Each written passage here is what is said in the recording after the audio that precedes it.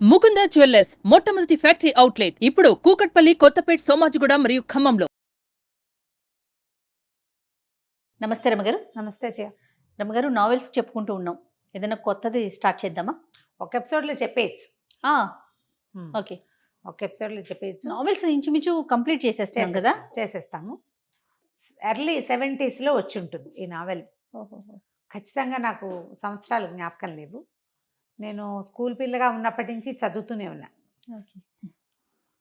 ఒక రకమైన దుఃఖం, ఏం చేయాలో అర్థం కాని ఒక స్థితి వస్తుంది మనం ఆ కథ చదివితే. అది రేర్గా ఉండేది. నేను చెప్పబోయే కథ ఆ కాలంలో అత్యంత రేర్, అక్కడక్కడ చాలా తక్కువగా కనపడేది. ఇప్పుడు విరివిగా కనపడుతున్న సమస్య.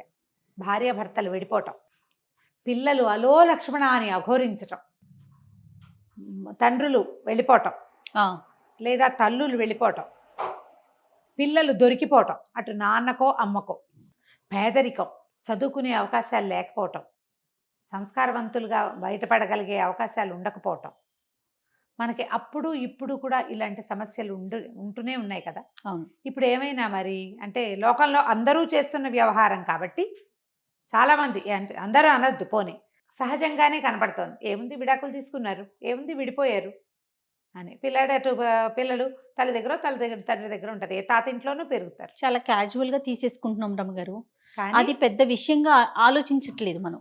కానీ పిల్లల మీద చాలా ప్రభావాన్ని చూపిస్తుంది అది ఎప్పుడు కూడా. దాని మీద బేస్ చేసుకున్న ఒక కథ. ఓకే. కావిల్పాటి విజయలక్ష్మి గారని ఫ్యామిలీ స్టోరీస్ చాలా బాగుండేవి. ఆవిడది విధి విన్యాసాలు కథ. పేరు ఎంత బాగుంటుంది, విధి విన్యాసాలు. దీన్ని సినిమాగా తీశారు తహసీల్దార్ గారు అమ్మాయి. ఓకే. అయితే నేను ఆ సినిమా, అందులో ఒక వీణ పాట ఉంది, ఫేమస్ పాట, గుర్తు కూడా రాలే, రాత్రి నుంచి ఆలోచిస్తున్నాను నేను.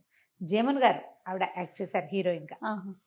అయితే కథలో ఉన్నటువంటి కఠోరమైన సత్యాలు సినిమాలో ఉన్నాయో లేదో ఐడియా లేదు నాకు, నేను చూడలేదు. ఓకే. అది నా చిన్నప్పుడు వచ్చింది సినిమా. ఈ పుస్తకం మాత్రం మా ఇంట్లో ఉండటం వల్ల నేను చాలాసార్లు చదివాను. ఇటీవల కాలంలో కూడా మన బుక్ ఎగ్జిబిషన్లో కనబడితే తెచ్చుకున్నా. మళ్ళీ కొనుక్కొచ్చుకున్నారా? ఒక్కొక్కరికి ఒక్కొక్క పిచ్చి ఉంటుంది. చాలా బాగుంటుంది కథ. ఈ కథ స్టార్టింగ్ ఒక కుర్రాడితోటి మొదలవుతుంది. వాడు 10th క్లాస్ పూర్తవుతుంది. అంటే కాలేజీలో చదవాలని ఉంది. అమ్మమ్మ పిల్లవాడు ఉన్నారు. పెద్ద మావయ్య ఉంటాడు. పెద్ద మావయ్య, భార్య, 2 పిల్లలు. మావయ్య రాజశేఖరం. అసలు మొదటి డైలాగే కండక్టర్ కొడుకు కలెక్టర్ అవుతాడా అన్న డైలాగ్ తోటి మొదలవుతుంది. ఓహో.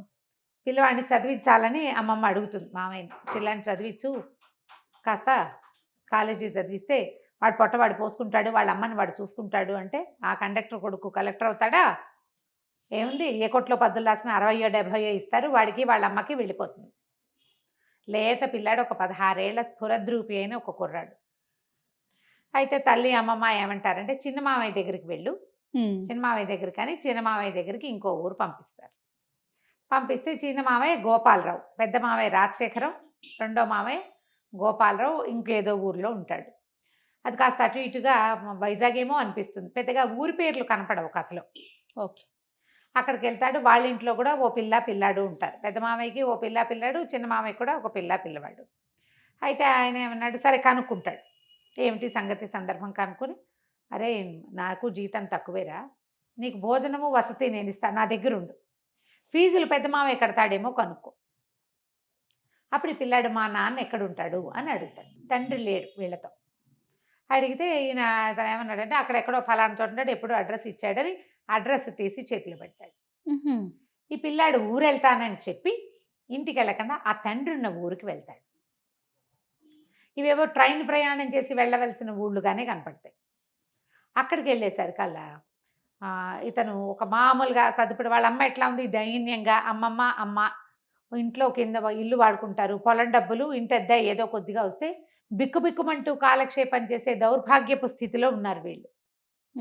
పిల్లాడికి పండగకి బట్టలు లేవు, చెప్పులు లేవు, సైకిల్ లేదు, సాగుబాటు లేదు, ఏ సాగుబాటు లేదు. తన తండ్రిని కూడా అలా ఊహిస్తాడు.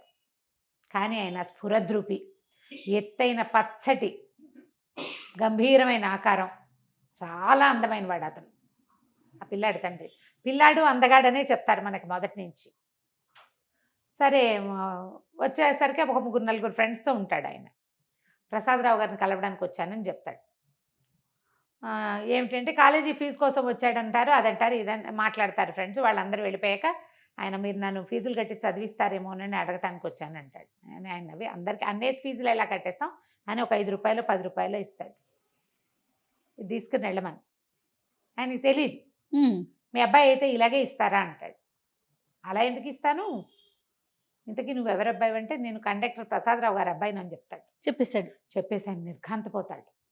బాగా పరిశీలనగా చూస్తే తన పోలికలు భార్య పోలికలు కనపడుతుంటాయి పిల్లాడిలో. నిన్నెవరు పంపించారని అడుగుతాడు. మావయ్యే పంపించాడని చెప్తాడు. ఇక ఆ కొడుకుని దగ్గరికి తీసుకుంటాడు. ఆ పిల్లాడిని ఆయన 4 నెలల వయసులో వదిలిపెట్టి వచ్చాడు. సంటి పిల్లాడు అప్పుడు 4 లేదా 8 నెలలు అంతే వయసు. తర్వాత వాడికి 5 ఏళ్ళు. అప్పుడు తల్లి వాడు ఇద్దరు అన్నవరం బస్సులో ఈయన కనపడ్డారు. అప్పుడు ఈయన కండక్టర్గా ఉన్నాడు ఆ బస్సులో. పిల్లాడు 5 ఏళ్ళు అప్పుడు. తాతగారు బాగున్నారా అని అడిగితే చచ్చిపోయారని చెప్తాడు పిల్లాడు. పిల్లోడితోనే పిల్లవాడు భార్య పిల్లాడు కనిపిస్తారు. పిల్లాడిని ఒళ్ళో కూర్చోబెట్టుకుంటాడు. అడుగుతాడు, బిస్కెట్ ప్యాకెట్ కొని పెడతాడు. తాతగారు బాగున్నారా, ఇంట్లో అందరు బాగున్నారంటే తాతగారు చచ్చిపోయారు, చాలా రోజులైంది, ఇంట్లో అందరు చచ్చిపోలేదనే అందరు బాగానే ఉన్నారని చెప్తాడు. మా బావగారు పోయారని తెలుసుకుంటాడు ఆయన. అంతకు మించి వాళ్ళ గురించి అతనికి ఏం తెలియదు.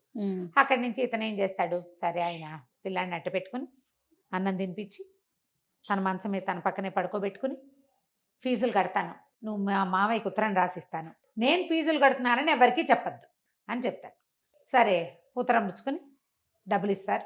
ఇంత అక్కర్లేదంటాడు. కాదు పుస్తకాలకి వాటికి కావాలని. ఆ రోజుల్లో 300 100 నోట్లు చూసి ఆశ్చర్యపోతాడు పిల్లాడు. అక్కడి నుంచి మావయ్య గారింటికి వెళ్తాడు. వెళ్తే ఏమిట్రా ఒప్పుకున్నాడు, ఏమిట్రా మావయ్య అంటే డబ్బులు తీసి చేతిలో పెడతాడు. తండ్రి రాసిన ఉత్తరం ఇస్తే ఆశ్చర్యపోతాడు. ఊరిని భలేవాడివిరా, నువ్వు చూసి రమ్మంటే కాల్చి వచ్చావా అని ఉత్తరం చదువుకుంటాడు. సరే ఇక్కడే ఉండు, ఫీజులు ఈ డబ్బులు ఫీజులు కడదామని మంచి కాలేజీలో చేర్పిస్తారు. ఏ కాలేజీయో మనకు చెప్పరు. కాలేజీ వ్యవహారాలు ఏముండవు. కాలేజీకే ఉత్తరం రాస్తుంటాడు తండ్రి కొడుకు ఉత్తర ప్రత్యుత్తరాలు నడుస్తాయి. మళ్ళీ ఇంకోసారి తండ్రి దగ్గరికి వెళ్తే ఆయన బట్టలు కుట్టిస్తాడు కొడుక్కి. సరదాగా ఉంటుంది. 16-17 ఏళ్ళ పిల్లాడు పచ్చగా పొడుగ్గా ముచ్చటగా ఉంటాడు. వాడికి మంచి మంచి బట్టలు వేసుకుని చూసుకోవాలని ఉంటుంది తండ్రికి. ఓకే. వీడి ఫీజులు ఎవరు కడుతున్నారు, చిదంబర రహస్యం, ఎవరికి తెలియదు. మావయ్యకి తెలుసు కదా, ఈ మావయ్య కట్టాడు అనుకుంటారు. అయితే వీడు చెప్తాడు, ఎవరికి చెప్పద్దన్నారు మా నాన్న అని. ఉత్తరంలో కూడా అదే ఉంటుంది. అత్తయ్యకి చెప్తాను, ఆమె దగ్గర నుంచి రహస్యం బయటకు వెళ్ళదని, మళ్ళీ గొడవలు వస్తాయి మాకు అని భార్యకి మాత్రం చెప్తాడు. ఆవిడ ఎవ్వరికీ చెప్పదు. ఈ అన్నదమ్ముల మధ్య కూడా అంత విరివైన రాకపోకలు ఉండవు. ఓకే. కథ దాదాపుగా ఒక 6-7 సంవత్సరాల పాటు నడుస్తుందన్నమాట. మధ్యలో పాత కథ రివైవ్ అయ్యి కనపడుతుంది. సరే పిల్లాడు చదువుకోవటం మొదలు పెడతాడు. ఇంటర్మీడియట్ అయిపోతుంది, డిగ్రీలో చేరుస్తాడు. పెద్ద మావయ్యకి ఆశ్చర్యంగా ఉంటుంది. పిల్లాడికి కాన్ఫిడెన్స్, అంతకుముందు భయంగా బిక్కుమని పేదరికము, తండ్రి లేకపోవటం వల్ల చుట్టుపక్కల వాళ్ళంతా మీ నాన్న వెళ్ళిపోయాడు, మీ అమ్మని వదిలేశాడు లాంటివి విని పిల్లలు చాలా బేలగా ఉంటారు. ఎప్పుడైతే ఈ తండ్రి దగ్గరికి వెళ్ళటము, ఆయన డబ్బు ఇవ్వటము, ఆయన బాగా చూసుకోవటము, ఆయన చాలా మంచివాడని అతనికి తెలియటం, దాంతో ఒక కాన్ఫిడెన్స్ వచ్చేస్తుంది పిల్లాడికి. కాన్ఫిడెన్స్ పెద్ద సౌందర్యం, అన్నిటికంటే పెద్దది. అయితే ఈ పెద్ద మావయ్యకి ఆశ్చర్యంగానే ఉంటుంది. ఇంత డబ్బు గోపి ఎక్కడ ఎలా కడుతున్నాడు తమ్ముడు అర్థం కాదు. మెల్లిగా డెవలప్ అవుతాయి. వీళ్ళింట్లో ఓ పిల్లవాడు ఉన్నారు కదా, పద్మజ, గోపాలరావు కూతురు పేరు పద్మజ, పిల్లాడు ఒక సీను. రాజశేఖరానికేమో ఓ జయ, చంద్రం, 2 పిల్లలు. ఆ జయ చాలా అందంగా ఉంటుంది. ఈ పద్మజ కొంచెం సామాన్యంగా మేనత్త పోలికగా ఉంటుంది. దీనికి పూర్వగాథ ఏం చెప్తారంటే, తహసీల్దార్ గారు వెంకటరామయ్య గారు ఏదో ఆయన పేరు, ఆయనకి ఒక కూతురు 2 కొడుకులు. ఆ కూతురు పేరు మధుమతి. వాళ్ళ పక్కింట్లో ఒక ముసలి మామగారు ఒక కుర్రాడు అద్దెకుంటారు. పిల్లాడు ఏదో డిగ్రీ చదువుకున్నాడు, ఉద్యోగం వేయించమని తహసీల్దార్ గారిని అడుగుతుంది ఆవిడ. వీళ్ళింటికి కొంచెం రాకపోకలు ఉంటాయి. ఆ కుర్రాడు ఆ మధుమతి కొంత ప్రేమలో పడతారు. అబ్బాయి చాలా అందమైన వాడు. ఈ అమ్మాయి కూడా బాగుంటుంది, కానీ అతను ఎక్కువ అందగాడు. ప్రేమలో పడతారు. ఒక 2 సంవత్సరాలు గడిచేసరికి, అలా 1 సంవత్సరం గడిచింది, ఉద్యోగం స్థిరపడింది అబ్బాయికి. పిల్లకి ఇతని మీద మనసు ఉందని తెలుసుకుని తండ్రి వాళ్ళిద్దరికీ పెళ్లి చేయాలనుకుంటారు. ఆ ముసలి మామగారు కాస్త చనిపోతుంది. చనిపోతే కుర్రాన్ని తెచ్చి తమ ఇంట్లోనే పెట్టుకుంటారు. చక్కగా పెళ్లి చేస్తారు. పెళ్లి చేసి తమ ఇంట్లోనే ఇల్లరికం ఉంచుకుంటారు. ఆ అబ్బాయి ఎంతసేపు బయటికి వెళ్ళిపోదా ఉంటాడు. ఆ అబ్బాయే ఈ ప్రసాదరావు, ఈ పిల్లవాడి తండ్రి. ఆ మధుమతి ఆ పిల్లాడి వాసు తల్లి. మన కుర్రాడి హీరో ఉన్నాడు కదా, వాసు అతని పేరు. అయితే వీళ్ళిద్దరూ కలిసి ఉంటారు. 5 సంవత్సరాలకు కానీ పిల్లలు కలగరు. 5 ఏళ్లకి ఈవిడ ప్రెగ్నెంట్ అయ్యింది. క్రమంగా ఏమైందంటే, ఆ రోజుల్లో ఏదో ఒక సంఘటన జరుగుతుంది. అదేంటంటే, ఆయన ఏదో ఒక ఉద్యోగం జోగయ్యో ఎవడో ఆఫీస్లో ఉన్నటువంటి ఒక ప్యూన్ తాలూకు ఉద్యోగం తీసేసే ఒక ఇది జరుగుతుంది. జరిగితే ఆ జోగయ్యకి ఈ ప్రసాద్కి స్నేహం ఉంటుంది బాగా. ఇతను ఆ కాగితం నేను పెట్టనంటాడు. ఆయన తహసీల్దారు, ఇతను యూడీసీ, ఒక హెడ్ క్లార్కో ఏదో అవుతాడు ఇతను. ఆయన ఎంత బాగానో చూసుకుంటారు అల్లుడిని, మంచి మంచి బట్టలు కుట్టిస్తారు, ఎంత బాగుంది, ఓసారి ఎట్రా ఇట్రా అని బట్టలు చొక్కా సరిపోయింది లేదో చూస్తారు, పిల్లతో కలిసి సినిమాలకు తిప్పుతారు, నువ్వే మా ఇంటికి పెద్ద కొడుకు అంటారు. ఈ పిల్ల అంటే పంచప్రాణాలు ఆయనకి. ఎందుకంటే 4 పిల్లలు పోయాక అమ్మాయి పుట్టింది, అమ్మాయి తర్వాత 2 తమ్ముళ్ళు బతికారు. దాంతో అమ్మాయి లక్ష్మిగా భావిస్తారు ఆ మధుమతిని. దాంతో పిల్లని బయటికి పంపడం ఇష్టం ఉండదు. ఇబ్బాయి కూడా ఎవరు లేరు కదా, మా అవ్వగారు చనిపోయింది కదా, చచ్చిపోయిన ఆవిడకి ఇంకా ఎవరున్నారు, అతనికి ఎవ్వరు అన్నదమ్ములు లేరు, అక్క చెల్లెలు లేరు, అమ్మ నాన్న లేరు. అందుకని పిల్లాన్ని అట్ట పెట్టుకుంటారు ఇంట్లో. ఈ జోగయ్య వ్యవహారం వచ్చేసరికి జోగయ్య వాళ్ళ ఇంటికి రాక పోక ఉంది. ఆ జోగయ్యకి ఒక అక్క ఉంటుంది రాజమ్మని. ఆ అమ్మాయి కొంచెం తిరిగిపోతుంది. పుకారు ఏమని పుడుతుందంటే ఆ రాజమ్మతోటి తనకి సంబంధం ఉంది ఈ ప్రసాద్కి, అందుకనే జోగయ్య ఉద్యోగాన్ని కాపాడారు అని పుట్టింది పుకారు. ఈ చిన్నతనపు ఆడపిల్లలకి అలాంటి వార్తలు ఏమైనా తడితే ఇతను ఇంత పంచప్రాణాలుగా ఉంటాడు, తనంటే ప్రాణం పెడతాడు అనేది గుర్తురాదు. ఆ అమ్మాయి మీద అనుమానంతో మొగుడిని ఏదో ఒకటి సూటిపోటి మాటలు అంటుంది. ఒక తెలియనితనం, ఈ బంధం తెగిపోతుందని అనిపించదు, ఒక తెలియనితనమే. ఆ తల్లి తండ్రి కూడా దాన్ని ఎగసంతోస్తాడు, మా పిల్లని ఏడిపిస్తున్నాడు అన్నది తప్ప ఇంకొక ఆలోచన ఉండదు వాళ్ళకి. క్రమంగా ఏమైంది, దీనికి ఒళ్ళు మండిపోతుంది ఈ ప్రసాద్కి. సినిమాలో ఇలా హీరోని క్యారెక్టర్ని దెబ్బతీయరు బహుశా, అవును. కానీ ఇతను ఏం చేశాడంటే నిజంగానే ఆ అమ్మాయితో సంబంధం ఏర్పరచుకుంటాడు. ఓహో. అది బయటకు వచ్చేస్తుంది, డబ్బు ఇవ్వడం మొదలు పెడతాడు. దాంతో ఈ అమ్మాయి చిచ్చి నేను ఇతనితో కాపురం చేయనంటు అసహించుకుంటుంది భర్త అంటే. ఎవరికైనా అది ఉండేది. ఇప్పుడు ఆ రోజుల్లో ఏంటంటే ఇప్పట్లాగా విడాకులు వచ్చిన రోజులు కాదు కదా, నయానో భయానో చెప్పుకుని విడిపించుకుని ఇవన్నీ చాలా సహజంగా ఉండేవి అప్పుడు. కానీ ఆ అమ్మాయి అతి గారాబంతో పెరగటము, తండ్రికి పెద్ద ఇల్లు వాకిలి తోట దొడ్డి పెద్ద ఉద్యోగము, దానివల్ల వచ్చినటువంటి కొంచెం హై ఫీల్ తోటి అమ్మాయి భర్తను తృణీకరించేస్తుంది. దాంతో ఆయన మొత్తం ఇతని ఇంటికి వాళ్ళ మామగారు చనిపోయాక సామాన్లు తెచ్చుకుంటాడు కదా, ఆ సామాన్లన్నీ బయటికి విసేసి పొమ్మంటారు, సంతకం పెట్టి నీకు మాకు సంబంధం లేదు అంటే సంతకం పెట్టనంటాడు. ఆ కాగితం చింపి పారేస్తాడు, వెళ్ళిపోతాడు, సామాన్లు వదిలేస్తాడు. ఏం చేస్తాడు, ఆఫీస్లో ఉద్యోగం, మామగారికి ఇచ్చిన ఉద్యోగం కదా, మామగారు మొహమే గిట్టనప్పుడు ఉద్యోగం ఎలా చేస్తాడు. కానీ ఆ వెళ్ళిపోయే రోజును కూడా మామగారు గుండెలు పెట్టుకుని పరిగెత్తుకుంటూ వచ్చేస్తాడు. మళ్ళీ వద్దు, ఆయన అంత ప్రేమగా చూశాడు అతను, మీరు బాధపడకండి నేను వెళ్ళనంటే వద్దు, నువ్వు వెళ్ళిపోవాల్సిందే, నా కూతురు ఏడుస్తోంది నీ వల్ల, నువ్వు మా ఇంట్లో ఉండటానికి వీల్లేదు, తెన్నింటి వాసాలు లెక్క పెట్టేవాదంటావు, ఇది ఇదని అత్త మామ ఇద్దరు తిట్టేస్తారు. భార్యని పిలుస్తాడు, వీళ్ళందరినీ వదిలే, నువ్వు నాతో వచ్చేసి మనం వేరే కాపురం పెట్టుకుందాం, నువ్వు నాతో వచ్చే, నేను అన్నీ మానేస్తా, నిన్ను బాబుని బాగా చూసుకుంటా రమ్మంటే అమ్మాయి తల తిప్పుకుని లోపలికి వెళ్ళిపోతుంది, పిలిచినా రాదు.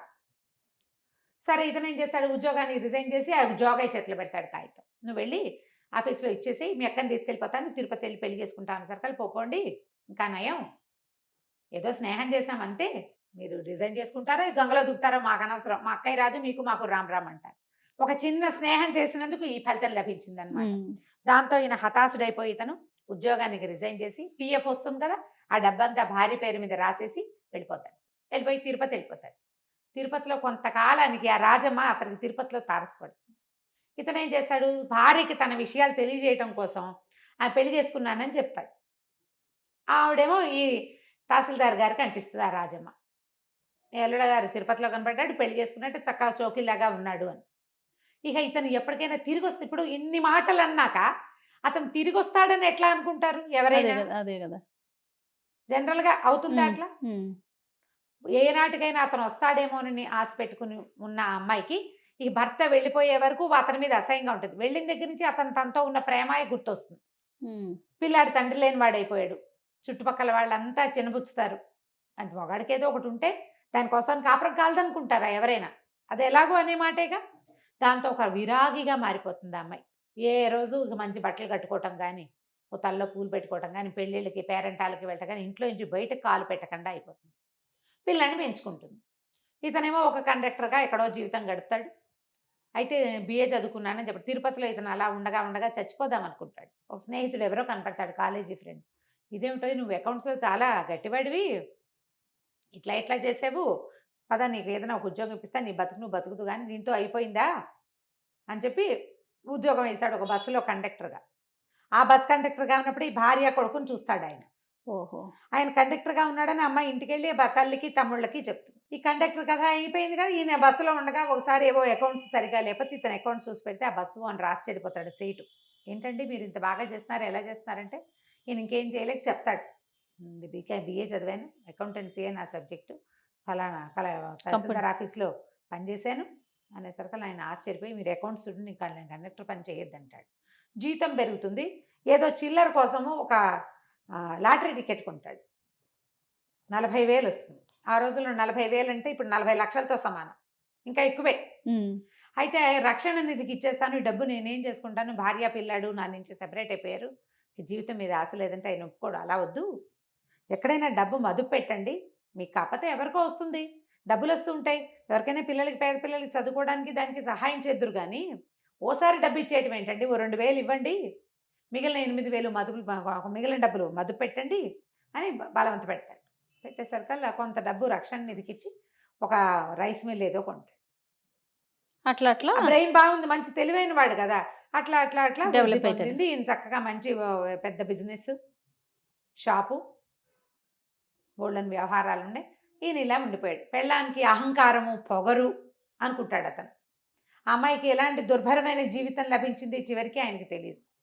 పిల్లాన్ని భార్య పంపించిందని ఒక అనుమానం ఉంటుంది లోపల. వాడు ఒట్లు సత్యాలు పెట్టుకుంటాడు, అవి కాదు మా అమ్మ పంపలేదు, మా అమ్మకి అసలు తెలియదని. ఇప్పుడు ఈయన ఈ డబ్బులు ఇస్తున్న సంగతి చెప్పొద్దంటాడు. ఈ పిల్లాడు చక్కగా కళగా మంచి మంచి బట్టలు వేసుకుంటాడు, చక్కగా చదువుకుంటాడు, బిఏ అయిపోతుంది. అయితే డిగ్రీ అయిపోయాక ఇంకా నేను చదవను అని తల్లి చెప్తాడు. ఇతను తల్లిని చూడడానికి వెళ్ళేసరికి ఏమవుతుంది, మేనమామ పెద్ద మేనమామ పక్క దగ్గరే ఉంటారు కదా, వాళ్ళు పొలం డబ్బులు అవి ఇవ్వడం మానేస్తారు. ఈ వాళ్ళు ఏం చేస్తారంటే ఆస్తులు, నాన్నగారు చనిపోయాక ఆస్తులు వాటా వేసినప్పుడు 2 వాటాలే పడతాయి. ఆడపిల్లకి ఇవ్వకపోతే రెండో అతను పొట్లాడతాడు, ఆ గోపాలరావు అన్న అతను. అది తప్పు, అక్కయ్య మనతో ఉండిపోయింది, నాన్నగారే అక్కయ్య జీవితాన్ని ఇట్లా చేశారు, ఇది పనికిరాదు, మనం ఇంటి మీద అద్దె తీసుకోవద్దు, పొలం డబ్బులు తీసుకోవద్దు, ఆస్తులు మనవి, అమ్మ అక్కయ్య ఉన్నాళ్ళు అక్కయ్య కొడుకు బతికి బాగుపడేదాకా అక్కయ్య కూడా వాటా ఇవ్వవలసిందే అని ఇతను పట్టుపడతాడు. ఎప్పుడైతే ఈ పిల్లాడు బ్రహ్మాండంగా చదువుకుంటూ జామను బట్టలు వేసుకుని తిరుగుతూ వాచీలు పెట్టుకుంటూ ఉండేసరికల్లా మేనమావకి ఏమనిపిస్తుంటే డబ్బంతా నీ కొడుక్కి దోచిపెట్టి ఇక్కడ పేద వేషం వేస్తున్నావు, ఇక నేను మీకు డబ్బు ఇవ్వను అని చెప్పేస్తాడు. అయితే కథలో ఒక అర్థం కాని మ్యాటర్ ఎక్కడ కనపడుతుందంటే అమ్మాయికి ఒక 30 తులాల బంగారము, పట్టు చీరలు అవి ఇస్తాడు ప్రసాదరావు. ఆ బంగారం ఏమైంది అనే మాట చెప్పరు. పెళ్ళప్పుడు మా అమ్మది అని చెప్పి ఇస్తారు, మంచి మంచి వస్తువులు కొనిపెట్టారని చెప్తారు. మరి ఆ బంగారం ఆయన పట్టుకెళ్ళాడో ఈవిడ పట్టుకెళ్ళిందో అర్థం కాదు. మరి నా చిన్నప్పుడే నాకు అర్థమయ్యేది కాదు. వీళ్ళ దగ్గర గోల్డ్ ఉంది కదా, మరి ఆ గోల్డ్ కూడా పారేసింది. ఇతను సామాన్లు వదిలిపెట్టి వెళ్ళిపోయాడు కదా, వాళ్ళ నాన్నగారు ఏం చేస్తారు, అవన్నీ దానం చేసేసారు. ఆఖరికి ప్రావిడెంట్ ఫండ్ డబ్బు భర్తది కూతురుకు వస్తే అది కూడా ఆయన రక్షణ నిధికి ఇచ్చేసారు. వాడి డబ్బు కూడా నాకు వద్దని. కానీ వాడి కొడుకు మాత్రం ఉండిపోయాడు ఆవిడ దగ్గర. ఇప్పుడు డబ్బు వస్తువుల కంటే పిల్లలు ఎక్కువ కదా, జీన్స్ కదా అవి, అది ఆలోచించారు. దాని కొడుకే అనుకుంటారు, అతని కొడుకు అన్న ధ్యాస ఉండదు. చాలా మంది చేస్తారు ఇలాంటి ఆలోచన, పిల్లల దగ్గర ఆలోచించారు అట్లా. సరే ఏమవుతుంది, డబ్బులు లేవు, తల్లి పరమ పేదరికంలో ఉంటుంది. మా అమ్మమ్మ ఒంటిపూట తింటున్నారు, నేను ఇంకా చదువుకోనని ఏడ్చి మొత్తుకుంటాడు తండ్రి దగ్గర. ఆయన ఒప్పుకోడు. నువ్వు కండక్టర్ కొడుకు కలెక్టర్ అవుతాడా అన్నాడు మీ మామయ్య. కలెక్టర్ అయ్యి చూపించాలి, నువ్వు సెటిల్ అవ్వడం కావాలి, నువ్వు కలెక్టర్ అయ్యి భార్య పిల్లలతోటి బాగుంటే చూడాలనుంది నాకు, నువ్వు చేయడానికి వీల్లేదంటే మా అమ్మ ఇట్లాంటి పరిస్థితుల్లో ఉంటే నేను ఇలా మీరు కుట్టించిన ఉలెన్ సూట్లు అవి వేసుకుని వాచీలు ఉంగరాలు పెట్టుకుని స్కూటర్ కొని పెడతానంటాడు. ఎంఏకి యూనివర్సిటీ దూరం కాబట్టి స్కూటర్ కొంటారు, స్కూటర్ నేర్పిస్తాడు మనిషి వచ్చంటే. ఒప్పుకోడు వీడు పిల్లవాడు. ఒప్పుకోకపోతే ఆయన గట్టిగా బతిమలాడి సరే మీ అమ్మకి నేను ఏర్పాటు చేస్తానని ఓ 10 చీరలు వీడికి బట్టలు కొని వాసుకి, భార్యకు కూడా బోళ్ళని చీరలు నా జాకెట్లు అన్నీ కొనిచ్చేసి నువ్వు పట్టుకెళ్ళు, మీ మామయ్యకి నేను ఉత్తరం రాస్తానని చెప్తాడు. వీరు తండ్రి దగ్గర నుంచి ఇంటికి వెళ్ళేసరికల్లా తల్లి వస్తుందన్న కబురుతో సిద్ధంగా ఉంటుంది. అయితే ఈ గోపాలరావు ఏం చెప్తానంటే, మీ నాన్న నువ్వు ఉంటున్నావు కాబట్టి నాకు డబ్బు ఇస్తూనే ఉన్నాడు, మీ అమ్మని తెచ్చి నా దగ్గర పెట్టుకోమని చెప్తున్నాడు, నేను తీసుకొస్తానులే అని చెప్పి వాళ్ళ అన్నదమ్ములు ఇద్దరు మాట్లాడుకుని ఇక అక్కయ్యని నా దగ్గర ఉంచుకుంటా, తన కొడుకు చదువుకున్నాక వాళ్ళిద్దరు వాళ్ళ దారిని వాళ్ళు వెళ్తారు, అమ్మని నువ్వు వట్టి పెట్టేసుకో, పొలం డబ్బు ఇంటి మీద వచ్చే అద్దె సగం తీసేసుకుందాం అని చెప్పేసి అక్కయ్య నువ్వు నా దగ్గర ఉండు, నీ కొడుకు చదువు పూర్తయ్యేదాకా అని వాళ్ళ అక్కని పిలుచుకుంటాడు. ఏరా అమ్మని నువ్వు అన్నయ్య పంచుకున్నారని బాధపడుతుంది, కానీ మెల్లిగా వీళ్ళ ఇంట్లో ఎకష్టం అయిపోతుంది. ఈ కథలో ఒక అంతర్వాహినిగా మనకేం కనపడుతుంది అంటే ఈ గోపాలరావు కూతురు పద్మజ ఆ పిల్ల ఈ వాసుకి అట్రాక్ట్ అవుతూ ఉంటుంది. కానీ ఇతనికి అలాంటి భావాలు ఉండవు. వీరికి జయ చాలా అందంగా తెని అనిపిస్తుంది, కానీ అది అక్కడే ఉండదు. ఆ అమ్మాయి దానికి వేరే ఫ్రెండ్స్ ఉంటూ ఉంటారు. కథ స్లోగా నడుస్తుంది, చక్కటి సంభాషణ. పుస్తకం దొరికితే మొదలు పెట్టామంటే చివరి దాకా వదలలేం మనం. చకచకా నడిచి వెళ్ళిపోతుంది. నేను ఇంకా స్పీడ్గా కూడా చెప్పేస్తాను. సరే, ఎంఏ పూర్తవుతుంది ఈ అబ్బాయికి. ఐఏఎస్ సెలెక్షన్ కూడా అయిపోతుంది. ఐఏఎస్ సెలెక్షన్ అవుతుంది. అయిన తర్వాత అప్పుడు పెళ్లి చేసుకోమంటాడు తను. పెళ్లి చేసుకోమంటే నేను పెళ్లి చేసుకోను, మా అమ్మ నాన్న కలిసి ఉండాలని నా కోరిక.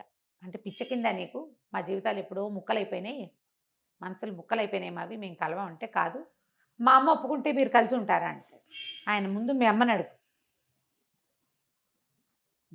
అడుగు, అప్పుడు చూద్దామండి అనేసరికల్లా సరే ఈ సెలక్షన్స్ అవి ఇతను ట్రైనింగ్కి వెళ్ళే ముందు తల్లిని ఓ రోజు పిలిచి అడుగుతాడు, అమ్మా నాన్నగారు ఎక్కడున్నా ఒకవేళ ఆయన వచ్చి నేను తీసుకెళ్తానంటే ఆయనతో పాటు ఉంటావా నువ్వు అని.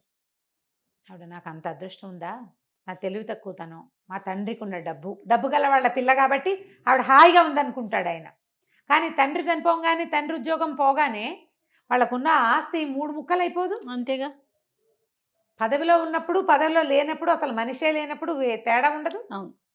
అతనికి ఆ సంగతి ఆలోచనకి రాదు, తెలియదు అతనికి. డబ్బులున్న వాళ్ళ పిల్ల, ఆ పిల్లకి డబ్బు వల్ల అహంకారం అనుకుంటాడు. కానీ ఆ ఏజ్కి ఇట్లా పరస్త్రీలతో సంబంధం ఉంది భర్త కంటే, దాన్ని ఓర్చుకోలేరనే విషయం ఈయనకు అర్థం కాదు. ఒక చిన్న మేలిగో మొండితనం అతనికి. పెద్దింట్లో పుట్టడం వల్ల నేను అనే ఫీలింగ్ ఆవిడకి. ఇంతే, సరేనంటుంది. అనేసరికల్లా సరే ఏమనుకుంటారు, ఈ పెళ్లి సంబంధాలు జయనిచ్చి చేస్తామని ఉత్తరం రాస్తారు. వీడికి ఐఏఎస్ సెలక్షన్ వచ్చింది కాబట్టి వాళ్ళని చేసుకోవటం ఏంటమ్మా, ఈ జయ ఎవరో జగపతి అని కుర్రాడితో తిరుగుతుంది అంటే, ఆ జగపతి ఎవరో దొరలు కొడుతూ పిల్లని తెచ్చుకున్నాడు, అది కాదు మావ నేను చేసుకోనని రాసేసేయమంటాడు. ఈ పద్మజకి ఎన్ని సంబంధాలో చూస్తారు, వచ్చిన ప్రతి సంబంధము తిరక్కొట్టేస్తుంది ఈ పిల్ల. అయితే చెప్తుంది, నేను బాధ్యతలు బరువుతోటి ఉన్నాను, నువ్వెందుకు చేసుకోలేదంటే, నాకేవో బాధ్యతలు బరువులు భయాలు ఉన్నాయి నాకంటాడు. ఈ అమ్మాయి చెప్తే బాధ్యతలు భయాలు పోయిన తర్వాత నేను ఎవరిని ప్రేమించానో వాడికి చెప్తానంటే వీడికి అర్థమవుతుంది ఈ అమ్మాయి తను ఏం చేస్తుంది అని. అలా ఇంటి ఉద్దేశాలు పెట్టుకోవద్దు, నేను నీ మీద కన్నేసి మీ ఇంట్లో చేరాను అనుకుంటారు, నేను ఎప్పుడూ నీతో తప్పుగా ప్రవర్తించలేదు, నాకు అలాంటి ఉద్దేశం కూడా లేదంటాడు. ఏడ్చుకుంటూ వెళ్ళిపోతుంది. ఆ పిల్ల మాత్రం తల్లిదండ్రికి చెప్పదు. వాళ్ళు ఏమనుకుంటారు, పోనీ వీడిని అడుగుదామా అనుకుని కూడా అక్కయ్య బయటపడలేదు నేను ఎందుకు అడగాలనుకుంటారు. ఎవరికి వాళ్ళకి మనసులో ఉంది కానీ ఊరుకుంటారు. ఈ మధుమతికి ఏమని ఉంటుంది, పిల్లాడిని ఇంత చదివించాడు తమ్ముడు, పిల్లనిచ్చే ఉద్దేశంతో చదివించి ఉంటాడు అనుకుంటుంది. కానీ ఆవిడకి లీలగా అనుమానం ఉంటుంది, ఎవరికైనా ఇల్లరికానికి కొడుకు ఒప్పుకున్నాడా, అందుకే వాళ్ళు డబ్బిస్తున్నారా, లేదా ఎవరికైనా దత్తత వస్తానని ఒప్పుకుంటే వాళ్ళు డబ్బిచ్చి చదివిస్తున్నారేమోనని. వాటికి ఒప్పుకోవద్దంటుంది. పక్కింట్లో ఉన్న తహసీల్దార్ గారికి ఒక లావుగా నల్లగా బొద్దుగా ఉన్న పిల్ల ఒకటి ఉంటుంది, వాళ్ళు ఉద్యోగం వేయిస్తామని మనవరాలను చేసుకోమంటారు. ఈ అమ్మాయి చెప్తుంది, తహసీల్దార్ గారు వీళ్ళ పక్కిల్లే, ఈ పక్కింట్లో అద్దెకుంటే కదా నా భర్తకు ఉద్యోగం వేయించి నేను ఇంట్లోకి తీసుకొచ్చుకున్నాను, నా పిల్లాడు ఇల్లరికం వెళ్ళకూడదు. ఈ ఉద్యోగస్తులు ఉద్యోగం వేయించగలిగే వాళ్ళు ఇంటి పిల్లని చేసుకుంటే వాళ్ళ నాన్న బతికే అవుతుంది వాడిది కూడా. ఈ పిల్లాడు ఇంచుమించుగా వాళ్ళ నాన్నకు మళ్ళీనే ఉంటాడు. నాకు గుర్తుండి శోభన్ బాబు గారు ఏమైనా డబల్ యాక్షన్ ఏమోనని అనుకుంటా, గుర్తులేదు నాకు, దానికోసం సెర్చ్ చేసే టైం కూడా లేదు. ఓకే, ఈ పూటే కదా అనుకున్నాం చెప్దామని. అయితే ఏమవుతుంది, సరే ఇతను ఉత్తరం రాస్తాడు, అమ్మ మీతో రావడానికి సిద్ధంగా ఉంది, మామయ్యకి ఉత్తరం రాయండి అని రాస్తే ఆయనేం అర్థం చేసుకుంటాడు, ఓహో చిన్న మామయ్య కూతురుని చేసుకోదలుచుకున్నాడని ఇతనికి ఉత్తరం రాస్తాడు. గోపాలం మీ అమ్మాయిని చేసుకోవడానికి మా వాడికి ఇష్టమే, మీ పిల్లనిచ్చి మా వాడికి పెళ్లి చేసేయాలి. వాళ్ళు ఏం చేస్తారు, వాసుకి ఓకేటా వాళ్ళ నాన్నతో ఉత్తరం రాయించాడు అని అనుకుని, అక్కయ్య మా అమ్మాయిని చేసుకోవే అని అడుగుతాడు. అదేరా మరి సంబంధాలు చూస్తుంటే, అవును నువ్వు తేల్తామని చూశాను, నువ్వు తేలలేదు, అతనికి ఏంటంటే బాగా డబ్బిస్తున్నాడు అనే విషయం అక్కయ్యకి చెప్పకూడదు. ఓకే, నువ్వు తేలలేదు, అక్కడికి వెళ్ళి ఉత్తరం రాశాడు వాడు అని చెప్తాడు. చెప్పేసరికి ఆవిడ సంతోషిస్తుంది. మేనకోడలు అంటే చాలా ఇష్టం, పిల్ల బుద్ధిమంతురాలు, కానీ అందంగా ఉంది అని చూపించారు, గుండ్రటి మెరిసే కళ్ళు అని మాత్రం చెప్తారు అంతే. ఆ పెద్ద పిల్ల జయ అందంగా ఉందని చెప్తారు కథలో. సరే వీళ్ళు ఏం చేస్తారు, చక్కగానే శుభలేఖలు వేయించేస్తారు, శుభలేఖలు ఒక కట్ట పంపిస్తారు. ఇతనేమనుకుంటాడు, సరే ఆలోచించుకుంటూ పద్మజకి నేనంటే ఇష్టం, పోనీ పద్మజని చేసుకుందామని అనిపిస్తోంది, మామయ్యని అడిగితే ఎలా ఉంటుంది, మామయ్యకి ఉత్తరం రాద్దాం అనుకుంటాడు. పెళ్లి కార్డులు వస్తాయి, ఇతను తెల్లబోతాడు, ఇదేంటి ఇలా వచ్చినాయి అని. ఆ మామయ్య రాస్తాడు ఉత్తరం, నువ్వు రాయటం ఎందుకు, మీ నాన్నతో రాయించావు ఎందుకు రా, ఇక్కడ ఉండగా నువ్వు చెప్తే నేను కాదంటానా, నీ నోటితో నువ్వు చెప్తే అది కూడా బాగా సంతోషించేది, మీ నాన్నతో రాయించామంటే అప్పుడు అతనికి స్ట్రైక్ అవుతుంది తండ్రి ఏం చేశాడు అని. సరే పెళ్ళి రెడీ అయిపోయింది, పెళ్ళికి అందరూ వచ్చేస్తారు. ఆ పెళ్లి రోజు ముందు రోజు అక్కయ్య గోపాలరావుని అడుగుతుందన్నమాట మధుమతి గారు, మీ బావ ఎక్కడున్నారో, జాయింట్ కలెక్టర్ వీడు, ఎంతమందో పెద్దవాళ్ళు వస్తారు, తండ్రి లేకుండా తల్లి ఒక్కతే ఇలాగ బోసి మొహంతో కనపడితే బాగుండదురా, ఆయన ఎక్కడున్నారో, ఆ పెళ్లి కాసేపు వచ్చి అక్షింతలు వేసి వెళ్ళమనంటే, ఆయన ఇంకో భార్యా పిల్లలు ఉన్నట్టు, ఆయనకేం భార్యా పిల్లలు లేరులే, వస్తాడులే అని నవ్వుతాడు. వీళ్ళందరికీ నవ్వులాటగా ఉంది, నా బతికిట ముక్కలైపోయింది, ఇంటల్లుడు లేడు, ఇంట్లో పెళ్ళి, ఇంటల్లుడు లేడు, పిల్లాడి పెళ్ళి, తండ్రి లేడు, వాళ్ళకి ఎవ్వరికీ ఆ లోటు తెలియట్లేదు, నాకు ఒకదానికే తెలుస్తుంది అనుకుంటుంది. తర్వాత ఎన్నిసార్లు అనుకుంటుంది, అతను వెళ్ళిపోయాక ఆవిడ పొరపాటు చేశాను, అతను రా అని పిలిచేవాడు, వేరే కాపురం పెట్టుకుందామని ఎన్నిసార్లు అడిగాడు, ఆ రోజు కూడా రమ్మన్నాడు, నేను వెళ్ళకపోవటం ఎంత పొరపాటు చేశాను, పిల్లాడికి వాడి భవిష్యత్తు పాడు చేసేసా, నా జీవితము అంధకార బంధనం చేసుకున్నాను, ఇట్లా వాళ్ళ ఇంట్లో పడి వాళ్ళ చీత్కారాలు తింటూ ఉండవలసి వచ్చింది. అన్నదమ్ములకు పెళ్ళిళ్ళు అయ్యేసరికల్లా ముద్దు ముచ్చట మా అక్కయ్య ప్రేమ ఎందుకుంటుంది. సరే మధ్యాహ్నానికి ఒక ఆయన 2 పెట్టెలు సూట్ కేసు తోటి వస్తాడు, 2 సూట్ కేసులు హోల్డాలు అవి పట్టుకుని, ఆ పాతకాల కథలు హోల్డాలు బాగా కథలు కనపడతాయి అన్నమాట, బెడ్డింగ్ లాంటిది, అందులో చాలా సామాన్లు ఉంటాయి, పరుపు కూడా ఉంటుంది, ఎక్కడైనా కావాలంటే పరుచుకుని పడుకునేటట్టుగా, వాటితో వస్తే ఆశ్చర్యపోతారు, ఎవరో చుట్టాలు వచ్చారు. సరే అక్కడి నుంచి అక్కయ్య బాగా వచ్చారు, పైకి వెళ్ళమని చెప్తాడు. ఇప్పుడు వెళ్తే పైకి ఈవిడేం ఊహించుకుంటుంది, అప్పుడెప్పుడో 20 ఏళ్ల క్రితం చూసింది ఒక ఆయన్ని, ఆయన ఎట్లా ఉన్నాడు, కండక్టర్ బక్క చిక్కిపోయి మొహం అంతా పీక్కుపోయి, జుట్టు ఎర్రగా పీచుకొని, నూనె తైల సంస్కారం లేని జుట్టు, దవడలు లాక్కుపోయిన ఒక బక్క మొహం గుర్తుంది ఆవిడికి. అప్పటికి అతను చాలా నిరాశ దృక్పథంలో ఉన్నాడు కదా, ఇప్పుడు ఆశ్చర్యపోతుంది ఈయన్ని చూసి, ఆయన ఎంత మనిషి, ఆజాన్ బాహువు, చక్కగా పచ్చగా విశాలంగా నుదురు, బ్రహ్మాండంగా అద్భుతమైన సౌందర్యవంతుడుగా కనపడతాడు. ఇక భార్యాభర్త కలుసుకుంటారు. ఆవిడ అడుగుతుంది, నన్ను ఇంకెప్పుడు వదిలిపెట్టి వెళ్ళొద్దు, మీరు ఎక్కడుంటే అక్కడ మీతో సేవ చేసుకుంటూ మీతో పాటు ఉంటాను, నన్ను వదిలిపెట్టకండి, జీవితం అంతా సర్వనాశనం అయిపోయింది అని. ఆ పాత తప్పిదాని గురించి అతను చెప్పడు, ఆవిడ అడగదు, ఎలా ఇలా జరిగింది అనేది తెలియదు. భార్యకు చెప్తాడు, నీ మొదటి రోజునే వీడు 6 ఏళ్ల క్రితమే నా దగ్గరకు వచ్చాడు, 7 సంవత్సరాల క్రితమే, 10th పాస్ అయ్యాక నేనే చదివించాను వాడిని, వాడి ఒంటి మీద ప్రతి గుడ్డ నేను కొన్నదే, నీకు చెప్పొద్దన్నాను, వాడు నాతో యుద్ధం చేశాడు ఒక రకంగా, మా అమ్మ మంచిది అని, నేను నా కొడుకు పక్కన నిలబడి నిన్ను చూడాలనుకున్నాను, నేను ఓడిపోయి నువ్వే కావాలని అడగాలనుకోలేదు అని చెప్తాడు. సరే పెళ్ళైపోతుంది, పెళ్ళయ్యాక తల్లిదండ్రిని పిలుస్తాడు, అవన్నీ పండగలు గిండగలన్నీ వ్యవహారాలు అయిపోయాక మనందరం కలిసి వెళ్దామంటే, వద్దు మీ దారిని మీరు వెళ్ళండి అని చెప్తాడు తండ్రి. తల్లి అంటుంది, ఉన్న నాళ్ళు ఒంటరిగా ఉన్నాను, ఆయన వదిలిపెట్టి రాను అని చెప్తుంది. కొడుకు అవసరం తండ్రికి లేదు, తల్లికి లేదు, వాళ్ళిద్దరూ ఒకరితో ఒకళ్ళు ఉండాలనుకుంటారు. అప్రతిభుడైపోయాడు బాసు అని రాస్తారు చివరికి. విధి ఎలాంటి రకాలుగా తిప్పుతుంది, ఎలాంటి మలుపులు తిప్పుతుందో. ఇప్పుడు వీడు అదృష్టవంతుడు ఈ అబ్బాయి, అవును, చివరి దశలో అయినా అమ్మా నాన్నతో కలిసి ఉండే అవకాశం అబ్బాయికి లభించింది. ఎంతమందికి లభిస్తాయి జయ? అవును రమ్మ గారు. నేను ఎద్దనపూడి సులోచన రాణి గారి ఆరాధన, ఈ విధి విన్యాసాలు చదివినప్పుడల్లా ఏడ్చేదాన్ని జయ. భలే బాధగా ఉంటుంది అసలు. కుర్రాన్ని వాడు బేలగా ఏం చేయాలో తెలియక నిస్సహాయమైన స్థితి వాడిది. వాడికి చదువుకోవాలి, పెద్ద చదువు చదవాలని కోరిక, అవకాశం లేదు. సంపాదన పరుడైన తండ్రుండి, సమర్థుడైన వాడు ఉండి, ఇలా దిక్కుమాలినట్టు మేనమామల పంచన బతకటం ఎంత కష్టం కదా. మరి ఎంత బాగా రాస్తారంటే ఎక్కడ ఎగ్జాజరేషనే ఉండదు. హ్యూమన్ రిలేషన్స్ చాలా సహజమైనవిగా మన చుట్టుపక్కల ఇళ్లల్లో జరిగే లాంటి దాన్ని క్లియర్ పిక్చర్ ఇస్తారు. మనుషులు ఎలా మారతారు, కండక్టర్ కొడుకు కలెక్టర్ అవుతాడా అన్నవాడు తన కూతుర్ని ఇవ్వడానికి సిద్ధపడతాడు. మనుషులు ఎలా ఉంటారో చూపిస్తారు. చాలా క్లియర్గా ప్రశాంతమైన రైటప్స్ కూడా. అదేంటంటే తీక్షణమైన సంభాషణలు, గాఢమైన అదేదో ఉండదు. తాపీ సంభాషణతోటి నిదానంగా సాఫీగా వెళ్తుంది. చక్కటి భాష, మనం మాట్లాడుకునే భాష. క్యారెక్టర్స్ అన్నీ క్లియర్గా ఎవరెవరి వ్యక్తిత్వం ఏమిటి అనేది దానికి ఆ సందర్భంలోనే తెలియజేసేలాగా రాస్తారు. దొరికితే పుస్తకం దొరుకుతుంది ఖచ్చితంగా. ఇప్పుడు అన్ని బుక్ షాప్స్లో ఉండేందుకే అవకాశం ఉంది. కావిల్పాటి విజయలక్ష్మి గారి విధి విన్యాసాలు. ఒకవేళ తప్పకుండా. మీకు సినిమా కనుక దొరికితే తహసీల్దార్ గారు అమ్మాయి సినిమా కూడా చూడండి. ఆ వీణపాట ఏమిటో గుర్తు రావట్లేదు. మీలో ఎవరికైనా గుర్తుంటే కింద కామెంట్ పెట్టండి. తప్పకుండా. నమస్తే రమ్య గారు. నమస్తే.